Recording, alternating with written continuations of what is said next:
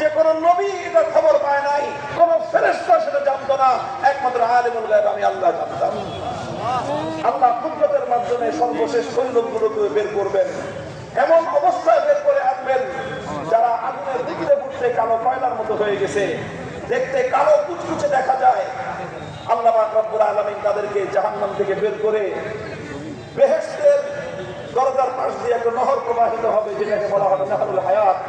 আল্লাহ পাক ওদেরকে নাহরুল হায়াতের মধ্যে গোসল করাবেন, একটা ডুব দেওয়াবেন। ওই পানির মধ্যে একটা ডুব দেওয়ার সাথে সাথে পৃথিবীর সবচেয়ে সুদর্শন কোন মানুষ এসে পরিণত হয়ে যাবে। এরপর আল্লাহ পাক তাকে জান্নাতে দিয়ে দিবেন। এমন একটা সময় আসবে যে দোজখের মধ্যে আর কোন ইমানদার নাই, সর্বশেষ ইমানদার ব্যক্তিকে আল্লাহ বের করে জান্নাত দিয়ে দিয়েছেন, আর সমস্ত ইমানদাররা জান্নাতে চলে গেছে।